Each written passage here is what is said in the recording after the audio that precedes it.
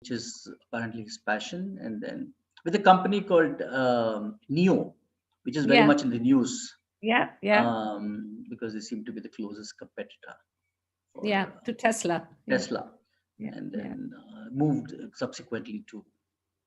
So Neo merged their self-driving car division with an Israeli company, Mm, and he moved to Google. nice, very nice, very nice. So I was on mute, Sushma, actually. So now they have added me now. Now I was going to ask you, how is the weather? Is holding on well so far, or? So we got about 7 or 8 inches. I can show you if you want. Hang on, it's just a white carpet. And right after this, I'll be getting out to go and. Can you see? Oh, lovely. Not so lovely there. I'm sure it doesn't feel very lovely Oh, there. actually, in the scheme of things, it turned out to be pretty good because it's powdery snow. Yeah, but it'll take us about 4 hours to clear everything. Oh, good. So I have my work cut out for me today.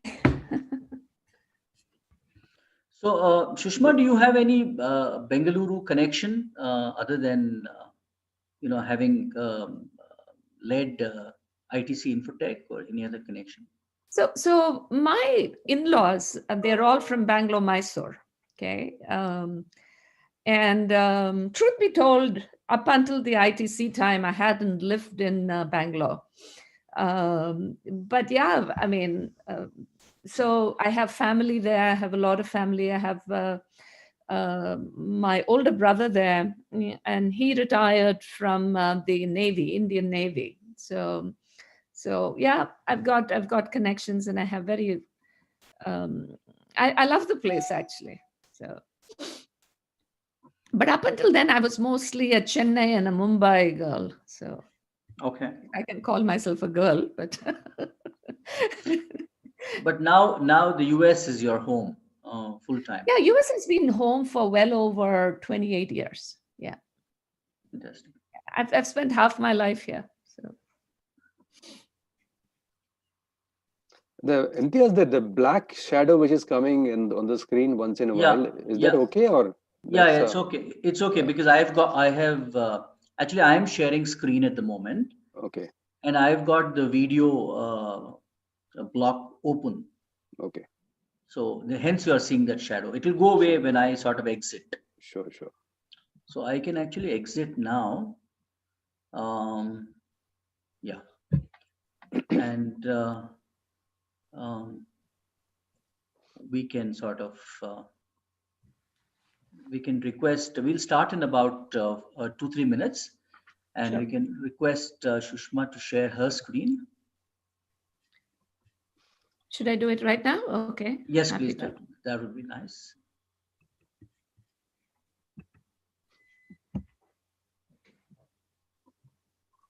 Can you see it? Yes, I can see it.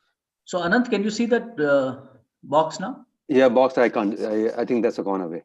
Yes. It's clear. Yeah. So because it is her screen, she's scared. She's Sure.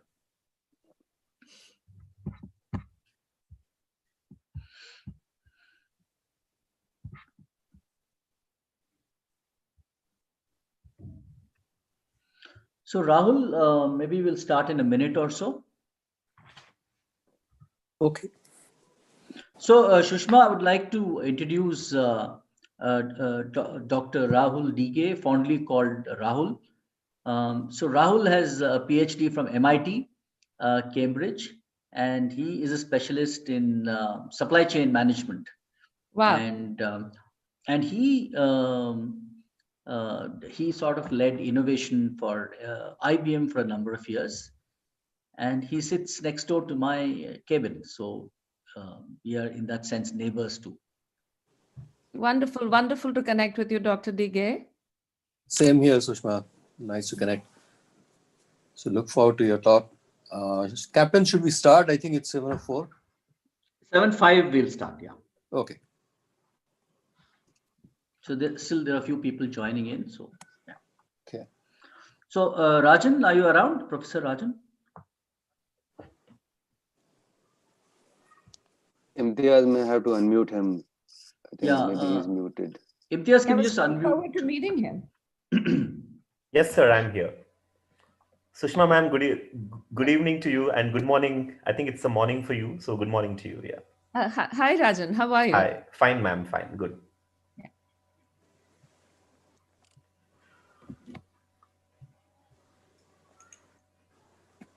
Rahul, was it easy for you to give industry up and move to academia? It's the process is on. So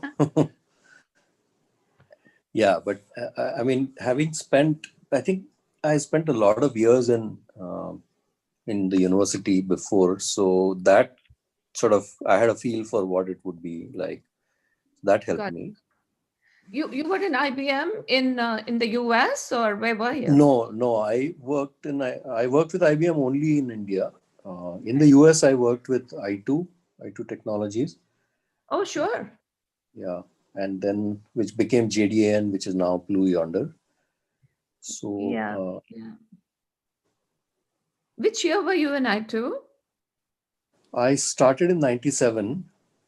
So that was just the time when I2. It was about a year, maybe 2 years before I2 went public, actually. Yeah. Oh, you were in the golden days of I2.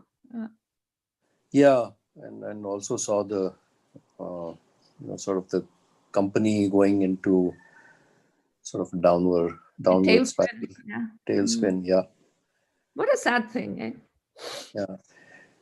I mean, But it was just Ramesh Vadvani, didn't he sell a company or did he buy I2?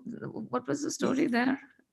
so his company and I2 merged, and so Aspect Development, Aspect Development, and they merged, and it was up until that time, at least, it was the largest ever merger on the software industry. 1.6 billion, something like that. Yeah. It was 32 billion in market cap billion.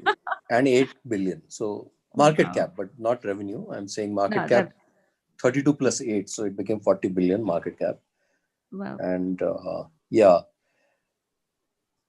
Amazing. Yeah, the kind of talent which was there at that time, just on that, the two floors in Las Colinas in Dallas was amazing. So he had accumulated a lot of great talent. But the timing, I mean, unfortunately, the dot-com bust kind of also had an effect on the company. So had it been in a different time, maybe the company would not have seen that sort of a downfall. I've often wondered, I've had some really good friends of mine who worked there.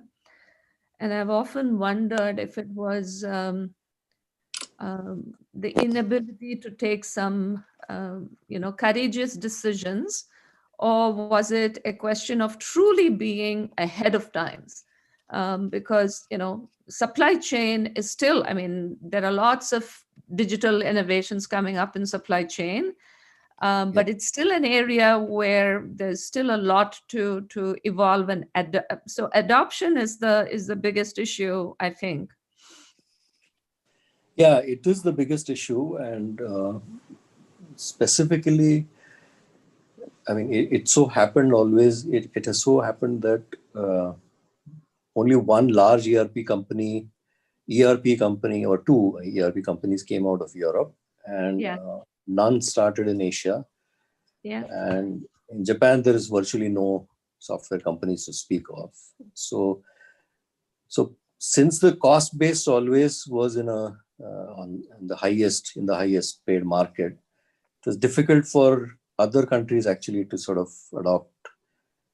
That always has been a challenge. So there are point solutions now which are available, which are built in various parts of the world, apart from the US and maybe Europe. Rahul, I think we should start. Okay, let's start. Sorry. Yeah. Okay, so great. So good evening to everyone. Good morning to Sushma once again, and a very warm welcome to the Distinguished Speaker Series.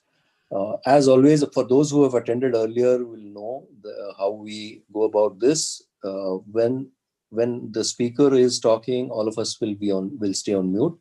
Whatever questions you have, you may type those in the chat window.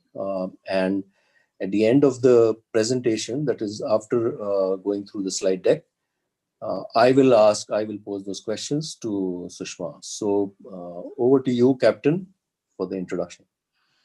Thank you, Rahul, and good evening and welcome to the Distinguished Speaker Series brought to you by the Dayananda Sagar University, Bengaluru. Today we are joined by Sushma Rajagopalan from Philadelphia in the United States. She will speak on leadership in digital times.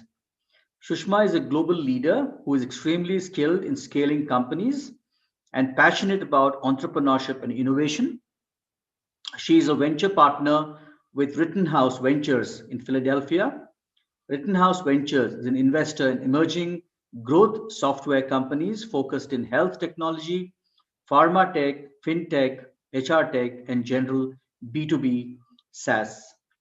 Her framework for success rests on designing and executing strategies that result in rapid scale-up, building an innovative ecosystem, driving a high-performance culture, staying ahead of technology trends and globalization through effective partnerships.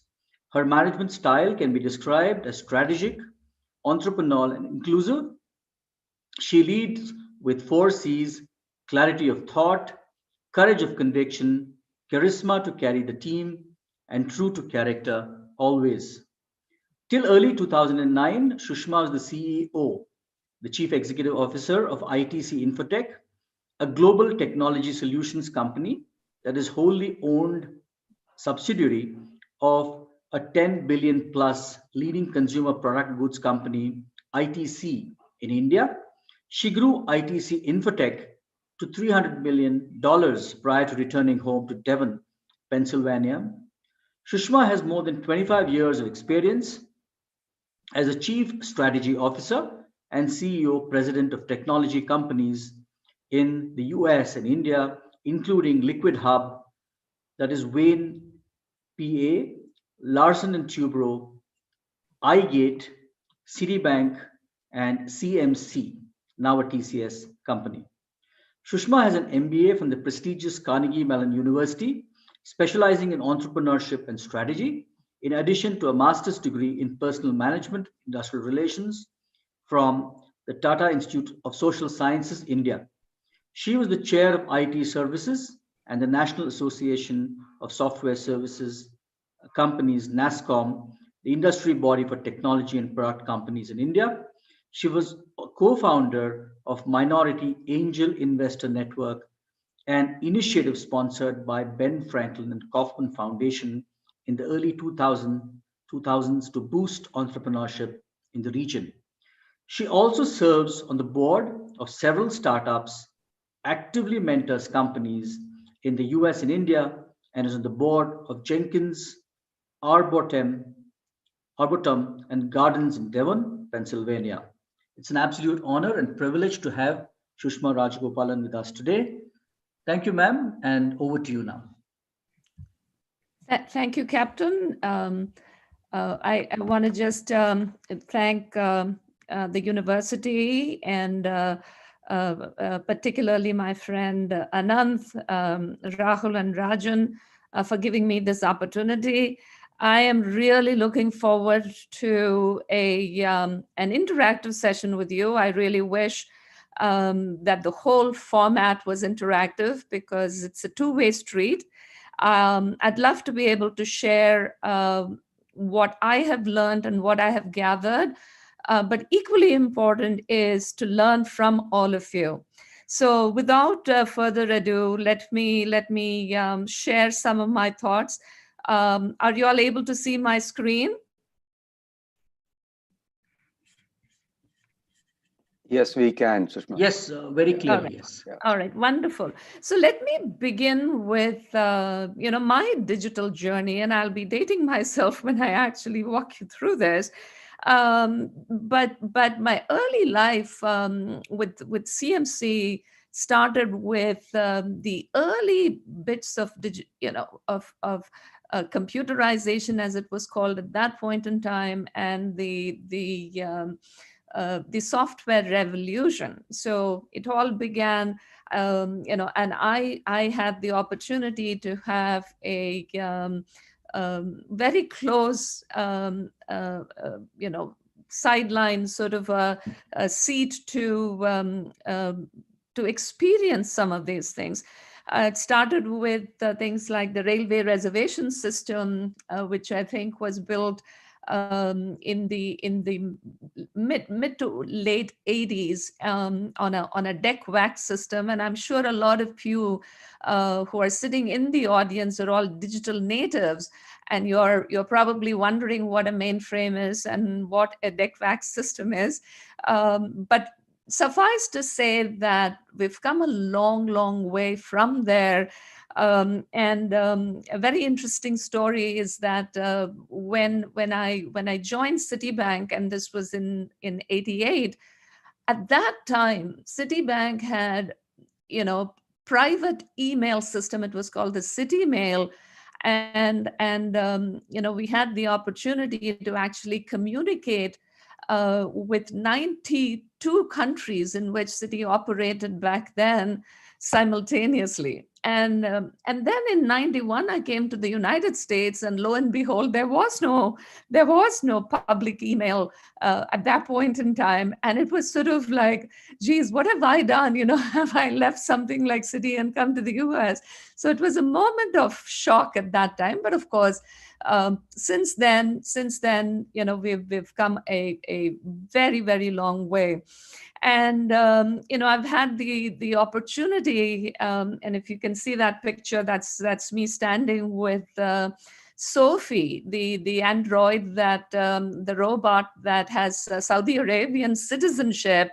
And this was in 2018. I think she was launched by the Hanson Robotics in 2016. And she's gone through multiple avatars, and I got an opportunity to meet her at the NASSCOM event in I forget whether it was Mumbai or Hyderabad in 2018, and had the opportunity to go up to her and say, and I remember very vividly the question that I asked her. I said, Sophie, how are you feeling today? And she was having a particularly hard time that day because there are like way too many people.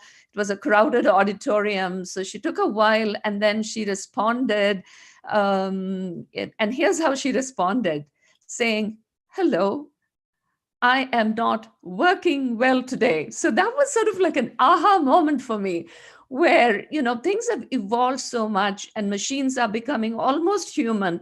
But the fact that she said, I am not feeling well today, instead of saying that, she said, I am not working well today, sort of like, got indelibly printed in my head that she was still a machine. But, I'm sure the future generations will sort of mimic human beings, to the T. The other interesting anecdote that I'll mention is when I was at ITC Infotech, in order to sort of drive the innovative culture and to drive adoption of digital, which was still relatively new in 2014, I created something called a interruption lab, which was just innovative disruption.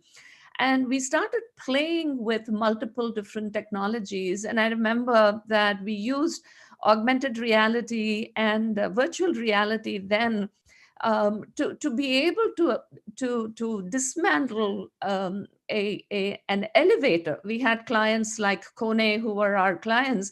And we said, how can we actually come up with use of technology in training? So I'm sure we'll revisit some of these things during the Q&A, but I can tell you that my digital journey has encompassed everything from, yes, I have seen telephones like this. I think we had one at our home this way, to where we had to book a call to communicate with somebody to living in times where we are completely connected, and we are connected all the time, and we are always on. And I want to share with you one particular software that I came across very recently. It's called Remo. And Remo is a teleconferencing platform, no different from Zoom. Actually, it is very different from Zoom because it mimics a virtual conference to the T. So you have conference tables. You can hop from one conference table to another. You can actually engage in private discussions with people on your table. And it takes the interactive experience of a virtual meeting or a virtual session, to the next level. And I'm sure, you're going to experience much more of these kinds of things, especially in a learning setup. I also want to give you personal examples of, how I've encountered family members who had to sort of go, who were diabetic, and who had to, have monthly checkups. So you had to physically, get to a lab where, people would draw blood, to the latest invention which has come in, which is called the Libre, where you just have to have it fixed on your arm, and once in 2 weeks, people will download the data and the readings, and it's IoT enabled, where doctors and physicians are able to track 24/7 the fluctuations in your sugar level, and appropriately calibrate the kind of doses or the medication that you need to get in. And of course, the next scenario is something that all of us will be familiar with. And it's also a very good example of the hybrid nature in which we live. Of course, back then, we would have to necessarily go to a market. Whereas now, especially during COVID times, and believe me, guys, I mean, COVID was the first time I truly adopted Amazon's way of life. Up until then, I was one of those who loved to go to the farmer's market. I clung on to some of the traditional ways in which you did things. But the technology, you literally became a big user of technology during COVID times. However, I believe that the technology shift is definitely going to pervade all aspects of our lives. However, I think that it would not be wrong to say that people would choose a hybrid lifestyle, whether it is in retail, whether it is in banking, and whether it's in pretty much any form, whether it's on learning, whether it's healthcare. I think the hybrid model is sort of definitely here to stay. And some of the inventions that I am personally really in awe of, definitely the Amazon story, from the time when they were a bookseller to what they have become and morphed literally. They've literally gotten into every household and into everyone's personal life. And of course, I can't but not share my personal favorite technology innovator, Apple. Though recently I saw that in the Fast Company list of innovations, Apple has, I think, fallen to number 37, which basically is a testimony of some of the newer and younger companies that are coming up with nifty little ideas. And I think there are millions of startups around the world that are experimenting, and hence my career choice at this point in time to jump into being in the venture business, where one can be really close to the ecosystems of startups and the cool innovations. Tesla is not there because of their electric car, which itself is a phenomenal invention. And for those of you who have not had the opportunity to see the inside of an electric car, that is what is fascinating, not the external thing. The inside of it is so freaking clean. There's absolutely no machinery, no gadgetry. It's a delight to actually see the car from the inside. But the reason why I have Tesla up there is more from the autonomous driving, which is going to become which is going to sort of become par for the course. I would say in the next couple of years, definitely in the next 5 years. And I have to mention there are many banks which have innovated. HDFC is a big believer in the hybrid model, and I remember having this conversation with Mr. Aditya Puri before he retired. Incidentally, Aditya was one of my bosses way back in Citibank, and he would say, Sushma, I think the power of digital should be such that my customers should be able to have a one-stop shopping experience. If they want to buy a car, they should be able to do it through me. I should be able to give them the loan. I should be able to present them, 10 different choices. And all of this should be done within sort of 10 minutes. So, the idea of digital was for him, and very rightfully so, one of experience, one of efficiency. And hold this thought, because this is something that I will keep referring to in terms of being able to define the digital journey. Close on heels is of course, DBS Bank out of Singapore, also led by an ex-Citi banker, Piyush Gupta, who was one of my bosses way back in my career. And this is they have won accolades after accolades after accolades, and truly what they are able to do is use data in order to understand their customer and increase the customer satisfaction and customer experience. I just want to also point out, I am not going to walk you through all of this, but I would truly encourage all of you to please look at the 100 innovations of 2020 by Times Magazine. And I have picked some of my personal favorites out of that. And one of my favorites is Abby, okay, and it's a smart robot which helps children in schools K through 8 with math and reading. And it's a company out of South Carolina by a lady called Laura Buchan-Fusco. And what they have been able to really do is replicate a tutor, and a fun tutor who can engage with the learner who's a young child.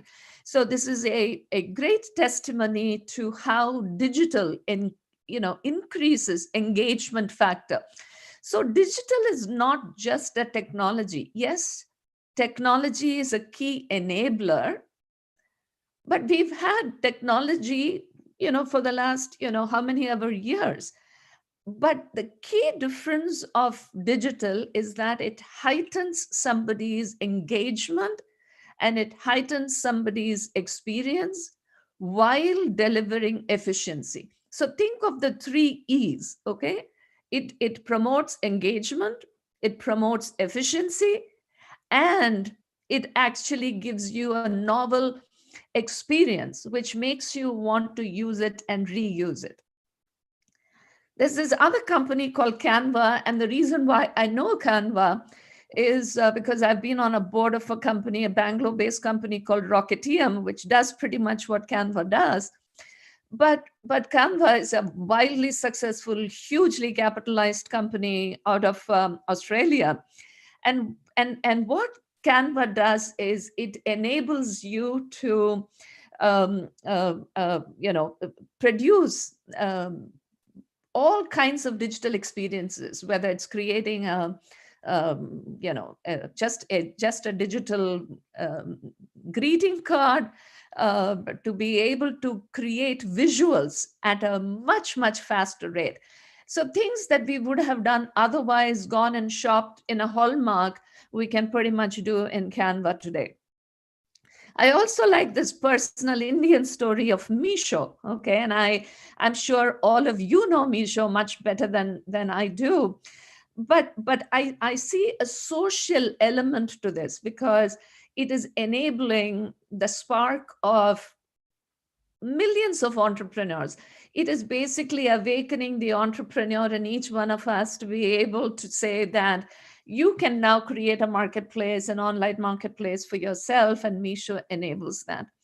Of course, there are augmented reality-based guided surgical interventions which are happening today.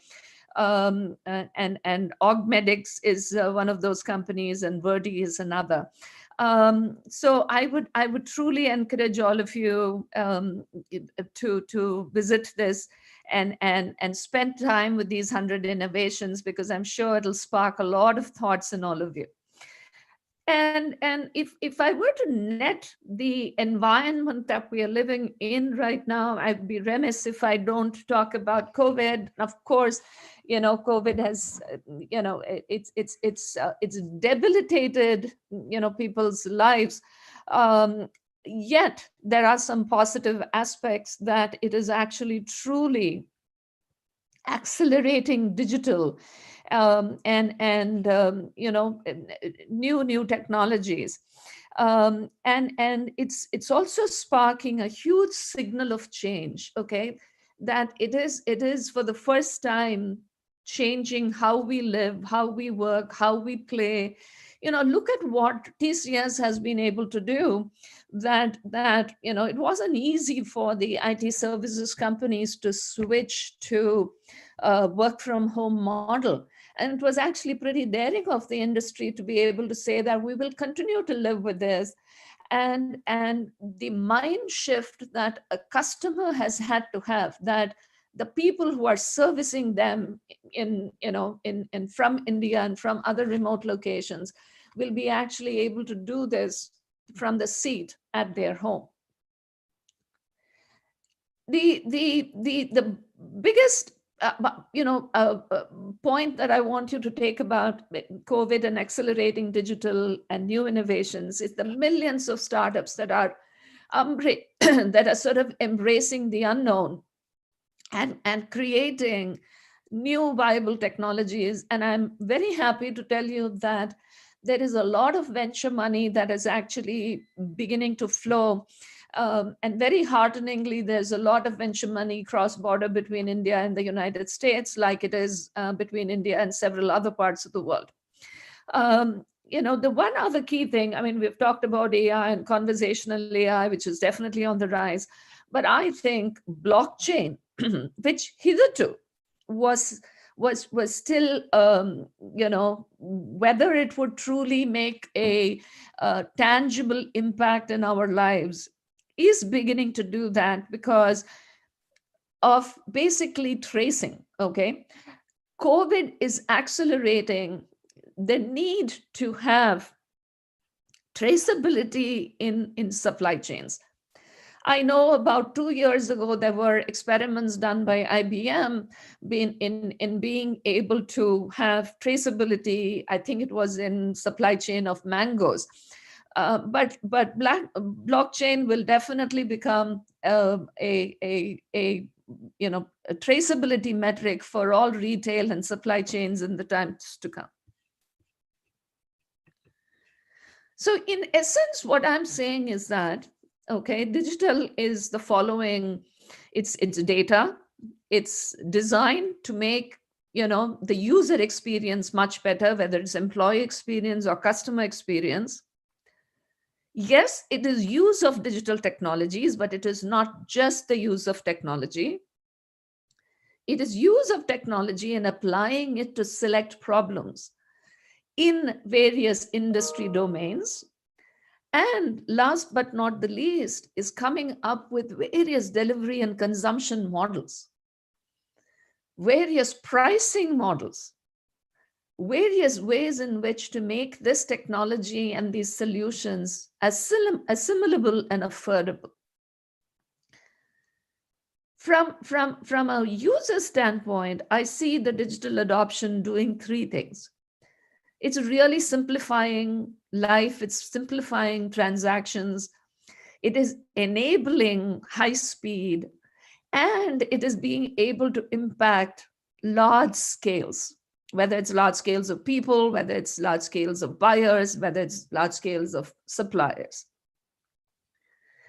And ultimately, and I said this earlier, but it bears reiteration, that it delivers better, and I would add one more E out here, it would deliver better engagement, better efficiency, and better experience. So with this as the backdrop of digital, what do you do as a leader? Has that fundamentally changed? Or is you as a leader, does it sort of continue to be the same? Are these traits of what define you as a leader, has that changed dramatically?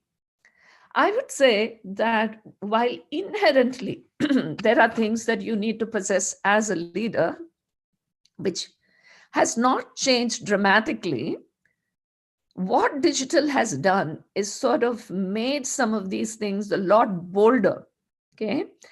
And the time factor that is available to a leader has been compressed to be able to act and succeed in this world. Speed is going to define everything. So in that kind of an environment, there are always choices you have and choices you need to make. But in deciding how to make these choices, you have to have clarity of thought. See, clarity of thought is not something that somebody can teach you, okay? Clarity of thought emerges when you have sufficient knowledge and sufficient conviction in terms of how you want to take your company.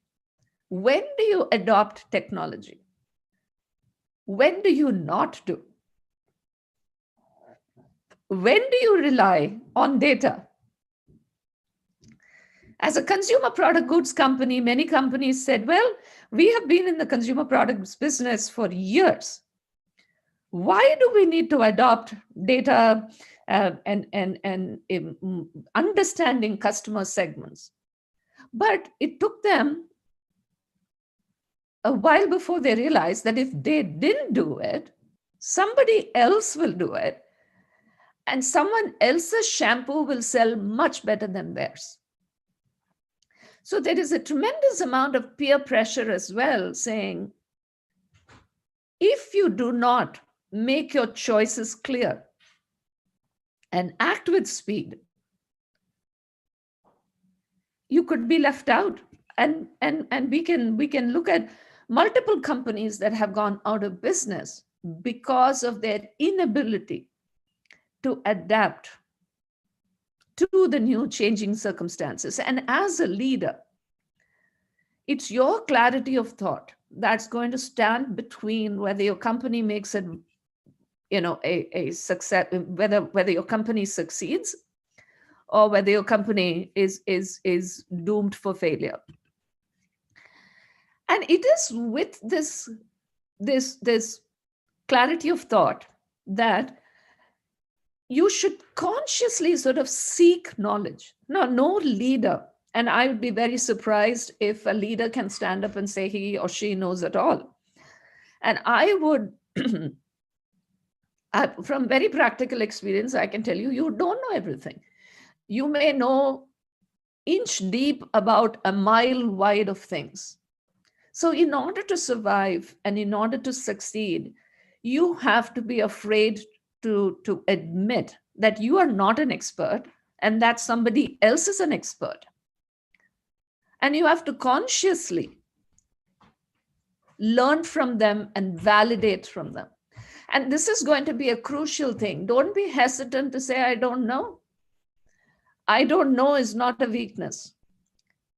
In fact, what is a weakness is if you do not admit to yourself, more importantly, that you don't know something. And secondly, if you do not surround yourself with people who know a lot more. Now, this is not wisdom that is coming from digital. This is age-old wisdom. But in today's digital life, if you do not do it, it's a question of whether you succeed or you fail, because of the compressed time frames in which decisions have to be made. So one of the things that I did when I was a CEO was, and as a chief strategy officer in a couple of companies, is I did something called coffee and conversation.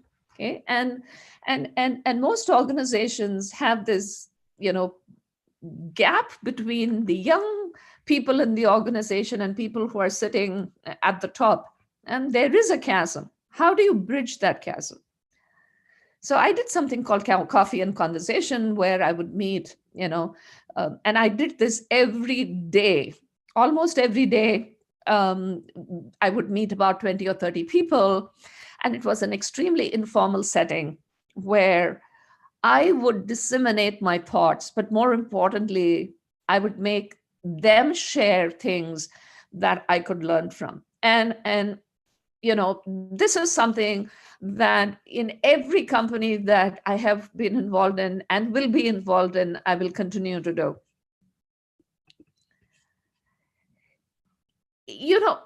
One of when I get up in the morning, my key thing is, how can I add value to the people that I work with? Okay. And in order to add value, you don't need to know everything. Sometimes asking the right questions, asking, or challenging them is in itself a very pivotal intervention for an idea to blossom and to succeed. And ultimately, as a leader, you have to sort of coach people into a high performance environment. You have to nurture people. You have to reward the high performers. My personal ideologies is not a socialistic one. Mine is a one where, people who go the extra mile, people who are smarter than the rest, have to be nurtured and have to be enabled. Of course, you need to carry a whole organization, but as a leader, when you think about reward systems and reward structures, how polarized can you be? Okay. And I would advocate that merit should always be nurtured and rewarded and enabled. There won't be a time, as I'm sure at the end of this session, a lot of people will challenge the questions. They will challenge you as a leader. There will be skeptics. I had customers who were skeptics.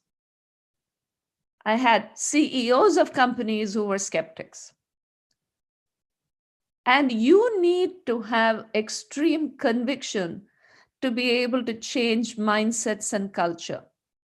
These are not buzzwords, okay? You have to define what the culture of this organization is. You need to be able to define it in 3 words or 4 words, what your culture is. People will expect it out of you. I'm sure you will expect this when you go to work, saying, hey, what is my culture? And if somebody as a leader is not able to clearly express it in 3 or 4 words that is indelibly printed in your head, the company does not have a culture. Okay. And as a leader, you need to adopt a digital mindset. And to me, in order to adopt a digital mindset, we need to do the following things. You need to study. You need to study. And by study, I do not mean just by books, okay? I mean, of course, books online is today rife with information, of course, a lot of misinformation as well. But you need to be able to discerningly study. But with that, you need to have this ability to sense the future. What do I mean by this? See, we all know that there are 7 or 8 technologies that are going to change the shape of the world. But which one of these is going to change the outcome for you, for your company? You need to have an innate sense for that.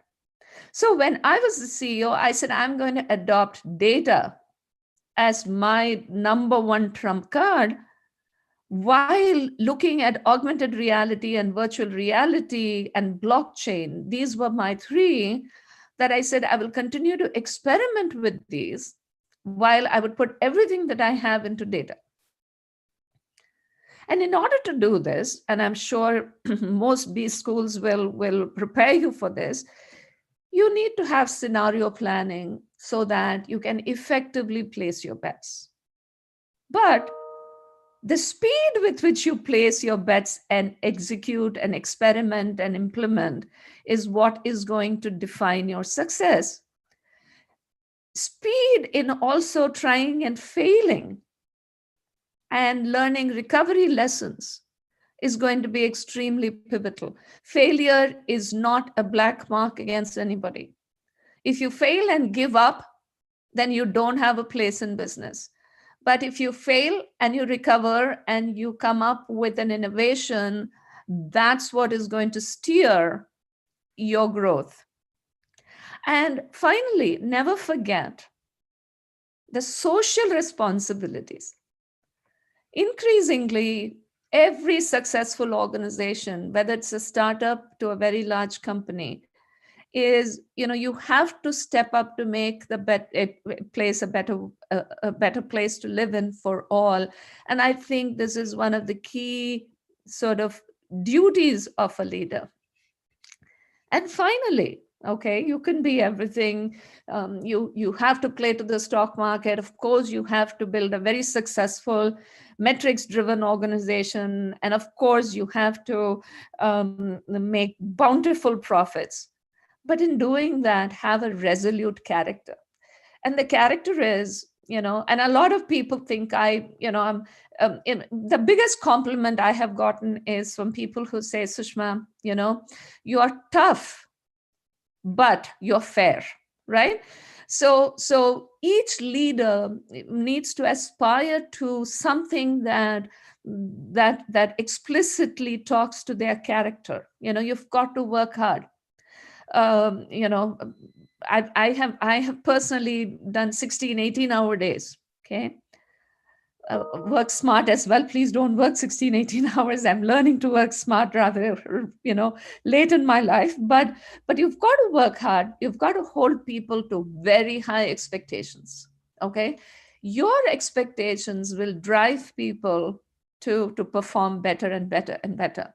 And at the end of it all, be nice to people. Okay. Don't wear your success on your sleeve. Be approachable, learn from people, allow people to learn from you. And that's really what I get from mentoring. Because as a mentor, I'm not getting paid for it. I'm not sitting on the board. I'm merely helping people sort of think through. And it's personally giving me tremendous amount of satisfaction. So I would underscore that ultimately you can do everything that you can, but be nice to people. Thank you. And I'm happy to learn from you and take any questions that you may have. Thank you very much, Sushma. So I suppose Rahul will take the questions. I hope I did okay on time. Yes, absolutely. So we have, I think, about 10 minutes, a little more. So let me go through the questions in the most logical order that I deem, I think would be logical. So, one of the questions is, is face-to-face communication better? What is your experience, or as a leader, maybe, since the context is leadership? Is it better, or is the online communication better? I mean, maybe there are obvious answers, but maybe you have a different point of view as well. It would be nice to know that. Oh, so this is close to my heart, and this is something that we talk about. Now, I serve on a non-profit board. It's a garden across the street from my house, and a lot of people who have not been tech savvy, who believe in sitting with each other, having a cup of coffee. Now, there is a place and a time for that. Okay. And I don't think that it'll be a one size fits all. I think a hybrid approach will definitely work. But the efficiency of a digital interaction, let me tell you, I find people a lot more expressive when I am engaging with them digitally. Now, I've had the opportunity to visit schools and colleges and universities in India, address gatherings of 300 to 1,000 people. I feel that the involvement and the response that I get in a online forum sort of trumps the physical experience. So I am personally somebody very committed. Why would somebody schlep for 2 hours for a half an hour meeting, right? When you can very efficiently do the same thing online. Of course, there is some amount of invasion of privacy because, you're sitting in your home, you're letting people see, but that's okay. So what, right? You're enabling people to see a part of you that otherwise they would not have been able to see, right? So I am very clear. I'm extremely clear that this is going to be a way of life for me.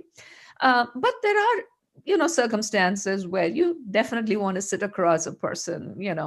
A handshake means a lot, right? And I think I'm a supporter of hybrid, with a little skew to using technology as much as I can. Great. I think that's actually a very interesting and revealing perspective. Thanks for that. So one question here from Anant actually is: do you think that there is a divide happening because of digital and non-digital? And maybe that question perhaps is more relevant to India, where there is supposedly a divide happening between the haves and have-nots. So do you think that's happening? You think it is temporary, and maybe it will, with the sort of pervasion of internet everywhere, that will go away? What are your thoughts on that? So back when I was in ITC, we did, of course, all of you would know about the eChaupal program, which is basically empowering, the rural communities with technology to do things like, better weather prediction, okay, or even enable better education for people. How do you draw some of the rural folks into employment, into the big cities? And in that context, I actually did some surveys in rural parts, both in the north and the south, and I was surprised that more than 50% of the people had smartphones. I mean true smartphones. Okay, so I think it's just a matter of time before technology can actually be embraced by people in order to lower costs of various things and improve efficiencies.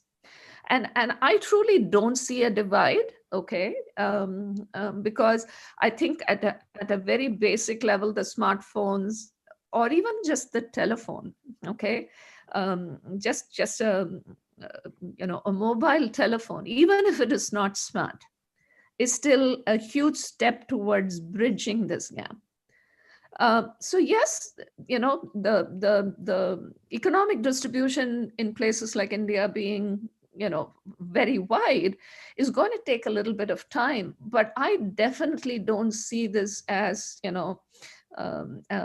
just the non-digital and the digital. It will sort of enmesh, and companies like Meesho, for instance, are beginning to do that. So I think it's just a matter of time. So I wouldn't proclaim it's too early in the game to sort of say that there is this big divide and it's a growing divide. I do not see it. Okay.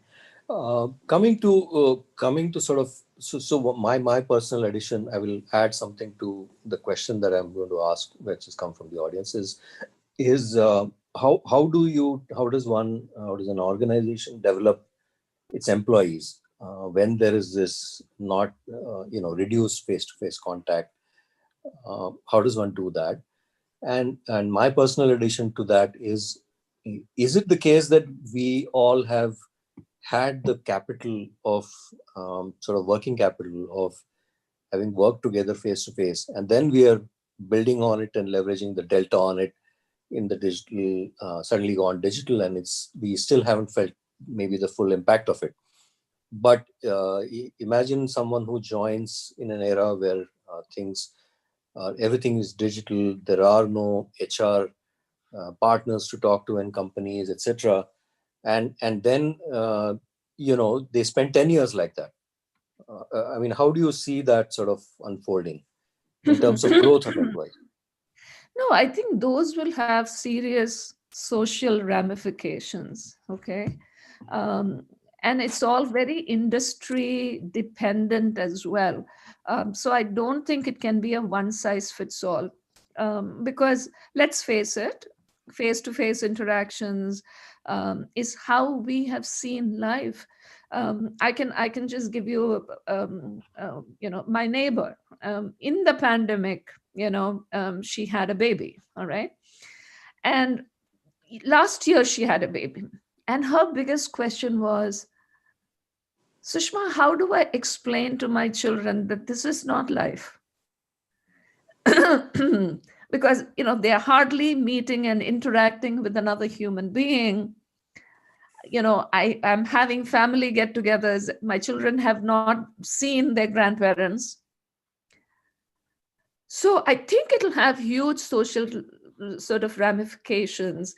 And I think it's going to come down to both families as well as society and leaders to be able to bridge this. And I don't think we are sort of, I personally don't think that in the name of efficiency, we should give up social interactions. I mean, there's a time and a place it'll come up. And I'm still a huge believer in the hybrid model. Okay. And when it comes to leadership, what according to you has changed or will have to change in leaders to be, as opposed to being leaders in an era where everybody is in the office and the digital interactions are very, very minimal, or maybe only limited to formal things? So two things, right? I think that inherently leadership hasn't changed, or it hasn't been jolted, except for speed, right? in this era, everything that you need to do has to be sort of real time. You don't have the luxury of time. And as a leader, if you have a very and listen, even if you didn't have the pandemic, and even if you didn't have just a digital workforce, you rewind the clock to 5 years ago or 4 years ago when I was running a global operation with 27 countries. Physically impossible to be there with everyone all the time. And you had to rely on technology, right? And it's very important that how can you be empathetic? How do you as a leader show empathy to people when you're sitting across the table? And that comes only if you're true to yourself, right? If you can be vulnerable and if you can show that you are there in order to truly learn and truly give in that interaction. And that doesn't mean that you're a softie and you can't take hard decisions. Of course, you have to take hard decisions, okay? But that also stems from your clarity of thought, right? So that's sort of my approach to this, that ultimately, as a leader, you can't let anything be a barrier to your interaction. You have to find ways around it. Right. Wonderful. So I think one of the questions, you did talk a lot about acquiring knowledge and knowing things, and without, of course, without that, it's difficult for anyone to be a leader. Also, you mentioned that, I mean, it's also important to acknowledge what you don't know and then, get the skills from the right people. The question here, a couple of questions, I will combine them, is how does one actually, what is the right way in this era to keep pace in terms of being current? I think the internet, of course, is sort of inundated with a lot of stuff. Very nicely, someone has mentioned that if there's a book published, then it's probably too late to learn it. Maybe we are living in that era. And how do you keep yourself sort of current on certain things that require a bit of depth? And what would be your advice to youngsters? So I sort of struggle with this, but the digital native population, which is all of you in the audience, not people like me, you have an inherent advantage, right? You are so used to digital consumption. Your biggest thing is going to be, how do you filter, all right? How do you ensure that you are just taking the right kind of information? So it starts with, putting down preferences and saying, hey, I may not know 20 things in depth, but here are the 20 things that I really want to know in depth. And that's a personal choice. The second thing is to consciously set aside time to do this. And thirdly, not everybody learns the same way. Some people learn when a professor or a lecturer or a teacher talks to them. Some people just learn by reading. Some people learn by doing. See, none of these things fundamentally have changed. Okay, digital hasn't changed any of these things. Digital may be enabling you to do many of these things much better. So as far as I am concerned, here's what I do. I mean, there are things. So even in news, okay, there are 5 different news channels today, and and you need to know which news channel you're going to rely on for news and which you're going to rely on for fiction. All right. So be very discerning in terms of your source from which you learn, right? So that is the key decision you have to make. So 2 pivotal things: the source from which you're going to learn, and what exactly are you going to learn? What are you going to learn to keep updated? And what are you going to learn in depth? So I think if you can approach it this way, I mean, this is, I don't know if it's right, I don't know if it's wrong, but this is how I approach it. Great. I think that about sums it up. So I think I have covered most of the questions. There are a couple maybe I may have overlooked, so apologies for that. Thank you so much for taking the time, answering the questions very patiently, Sushma. We had a wonderful learning session, and I will hand over back to Captain for the closure. Thank you. So I would just like to say this. I know that there are many questions I could not get to. I was sort of scrolling through it, and I would welcome, feel free to reach out to me via LinkedIn, and you will need to know my email ID to get connected, and you can use sushraj@gmail.com. Thank you. Sushma will do that. So one final question, you have been a leader and a CEO. So do you think that, so a leader's job is basically to set vision, set clear priorities, and so on. It is also in building teams, or so we learn. Do you think this whole concept of teamwork is overvalued and hyped? Or do you think that we could actually call it as work groups, which are more important? So people work in groups, and then they're individuals, but then they reach out to other groups. And this whole thing about teams and so on really need not attract so much of attention.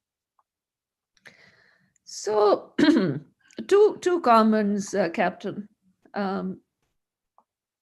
As a leader, you can have the greatest of strategies, but if you don't have an execution mindset, you'll be an abysmal failure. Okay. So what should drive a leader? I mean, you can be a very successful leader who can execute very well to somebody else's strategy, and that's fine. But a true leader is somebody who can strategize and execute. And it's in the execution that you need to rely on people. Now, whether it's teams of people, whether it's fluid work groups, whether it is opportunistic teaming, none of these at the end of the day make or break things. Okay. I think what is pivotal to success is understanding that you need different competencies. You need different ways of thinking. You need to have multiple dimensions to tackling a problem. And hence, bringing different competencies together to form work groups is essential.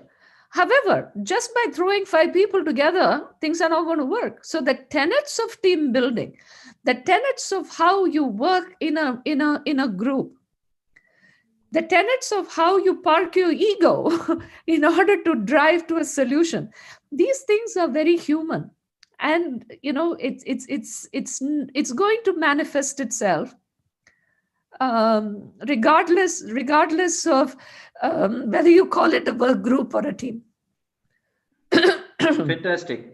Thank you. So yeah, the execution as well as the implementation are actually, in many senses, what makes a leader. And I find that a lot of us in India, particularly, I say this because I have worked with people from across the world, sometimes fail in the execution part.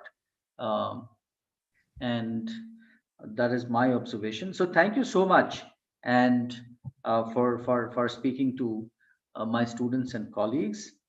It's been an absolute privilege hearing Sushma Rajagopalan this evening. Thank you, Sushma, for in some ways simplifying the complex and talking about your digital journey and digital leadership. I'm sure my colleagues and students have been immensely benefited. Please do visit us when you are in Bengaluru next. Before I bid you a good night, I must thank my brilliant team from Executive Education for executing this short talk. Dr. Dige, Professor Rajan, Arvind, Malati, and Imtiaz Mohammed. And of course, Professor Anand Popli for having introduced Sushma to us. I hope all of you have collected your digital certificates. And thank you very much. And good morning, Sushma, and good night to everybody else. Thank you very much, and Bye. good night to everyone. Bye now. Bye. Thank you. Bye. Thank you.